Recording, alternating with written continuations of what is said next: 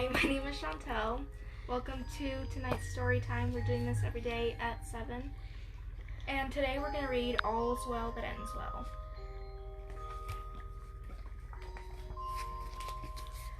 I will tell you a story that I heard when I was a little boy. Each time I recall the end of the story, it seems to get better. In fact, there are some stories, like some people, they seem to get more beautiful as they grow older.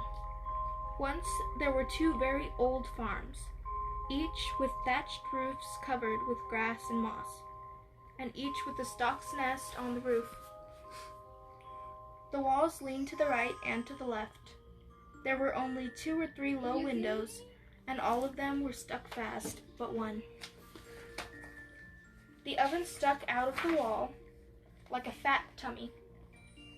A honeysuckle grew out of the hedge, and under its branches was a duck pond.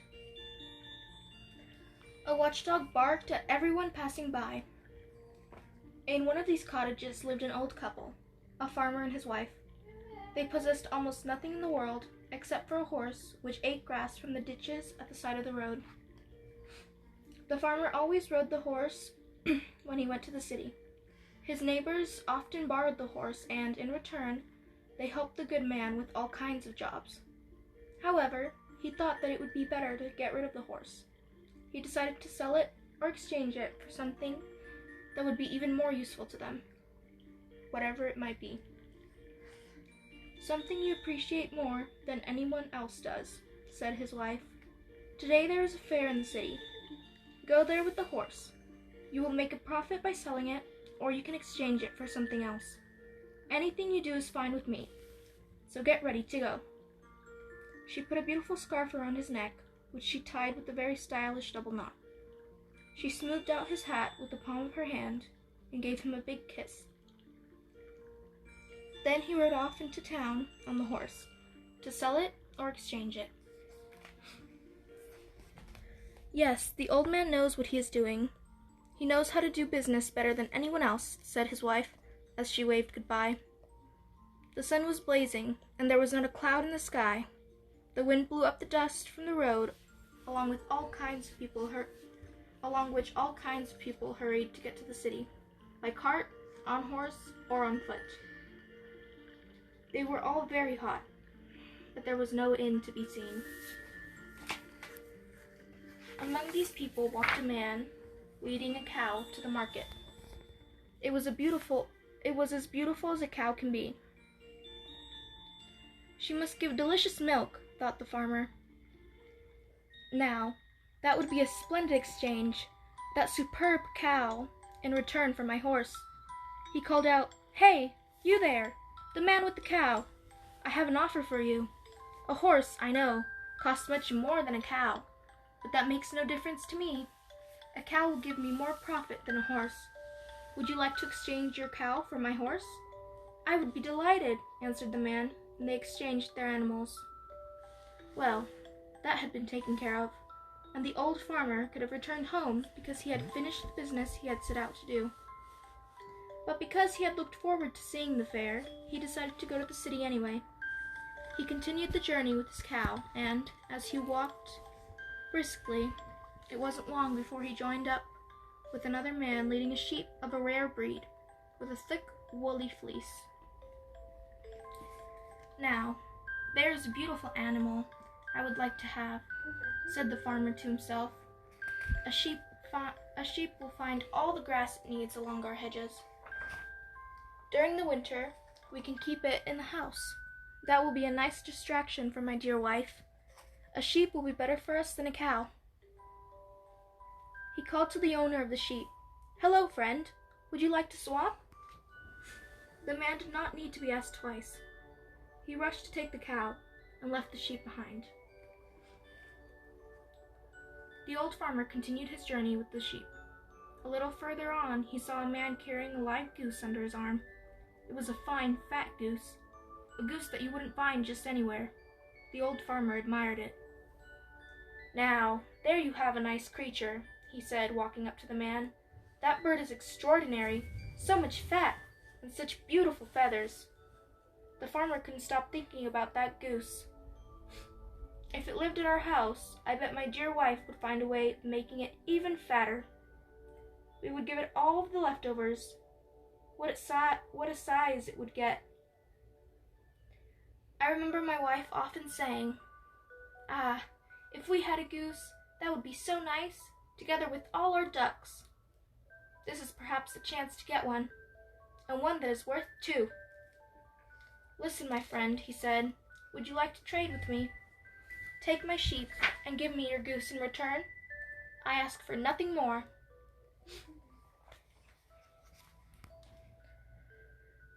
This man did not have to be asked twice either, and the old farmer became the owner of the goose. By this time he was close to the city. The crowd became bigger. Men and animals hurried along the road. There were even people walking in the ditches along the field hedges. At the fair gate, everyone pushed to get in. The city's tax collector held up a chicken. Seeing such a crowd, he fastened the chicken on a string so that it could not get frightened and run away. She perched on the gate and ruffled her clipped wings. She winked with her eye like a mischievous animal and said, "Cluck, cluck." Was she thinking about something? I wouldn't know, but the farmer began to laugh as soon as he noticed her. "She is even more beautiful than the pastor's brood hen," he chuckled. "And she looks so funny. No one could look at her without bursting into laughter. Goodness, I would love to have her. A chicken is the easiest animal to keep. She doesn't have to be looked after. She would feed herself with grain and crumbs, picked from the ground. I think that if I could exchange my goose for her, I would make an excellent deal." He approached the tax collector. "Would you like to exchange?" he said, showing him his goose. "Exchange?" answered the man. "That would be perfect." The tax collector accepted the goose, and the old farmer took the chicken. The farmer had done quite a bit of business during the journey, and now he was very hot and tired.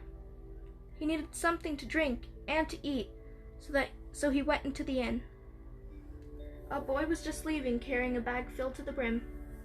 "What are you carrying there?" asked the farmer.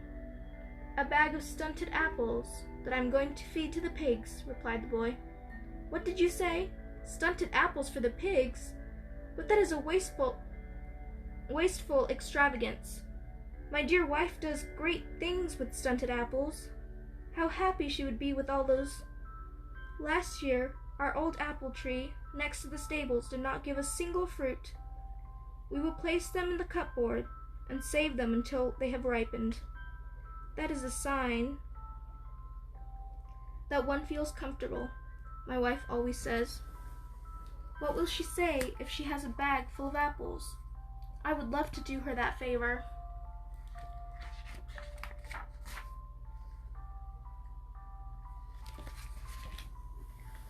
"Well, what would you give in return for the bag?" asked the boy. "What would I give you?" "The chicken, of course. Isn't that enough?" said the farmer. They exchanged their goods straight away, and the farmer walked into the inn with his bag, which he carefully placed beside the stove. Then he had a drink. The stove was hot, but the farmer did not notice. There were many people in the inn, horse traders, cattlemen, and also 2 French travelers. The Frenchmen were so rich that their pockets were chock full with gold pieces, and how they loved to bet, as you will see. Suddenly the stove began to make a strange noise. It was the apples starting to cook. "What is that?" asked one of the Frenchmen. "Ah, my apples," said the farmer, and he told the Frenchman the story of the horse that he had traded for a cow, and so on, until he was left with the apples. "Ah, well, she will be furious, your missus, when you go home," they said. "Not at all," said the farmer. "She will embrace me no matter what happens, and she will say, 'What the old man does is always right. All's well that ends well.'" "You want to bet?" said the Frenchman. "We will bet all the gold you want, 100 pounds worth, or 100 kilos. "1 satchel will be enough," replied the farmer. The only thing I can place as a bet in return is my bag of apples. I'd say that is a good exchange. What do you think, gentlemen? All right, that's good enough. We accept. So the bet was made. The three men borrowed the innkeeper's cart, climbed into it, and very soon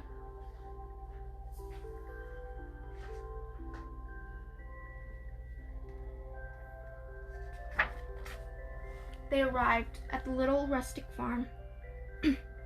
Good evening, my dear, said the farmer, entering the cottage. Good evening to you, my darling, replied his wife.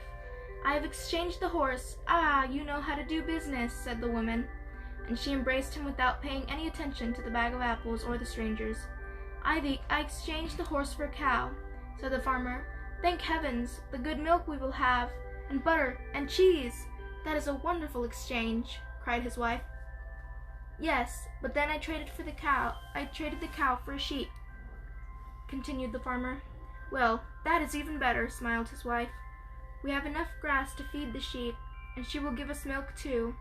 I love sheep cheese, and above all that, I will have wool, which I can use to knit stockings and nice warm jackets. Oh, we wouldn't get all that from a cow. You think of everything. That is not the end yet, my dear.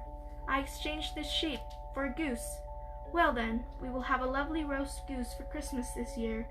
My dear husband, you always think of what would please me the most. Well done. From now until Christmas, we will have time to make it nice and fat. I don't have this goose anymore.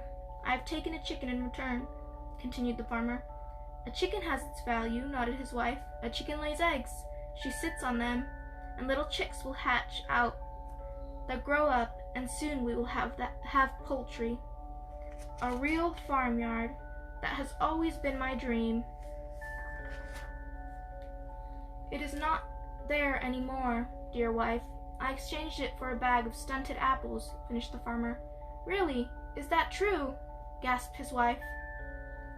But now I will kiss you, my dear husband. Do you want to hear what happened this morning? You had just left, and I began to think about what I could make for you for dinner tonight. Eggs with butter and onions was the best I could think of. Well, I had the eggs and the butter, but I didn't have any onions. So I went to the school principal who grows them, and I talked to his wife. You know how mean she is, although she looks so sweet. I begged her to lend me a handful of onions. Lend, she exclaimed. But we don't have anything in our garden. No onions. Not even any stunted apples. I'm really sorry, my neighbor. So I came home again. Tomorrow I will offer her the stunted apples because she doesn't have any. I will offer her the whole bag. She will be so embarrassed. I'm looking forward to seeing her face already. She flung her arms around her husband's neck and gave him smacking kisses, almost as if she were kissing a child.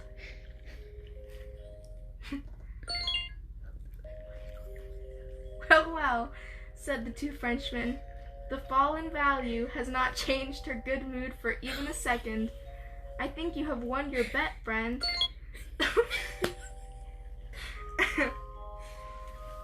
They gave the farmer a satchel of gold.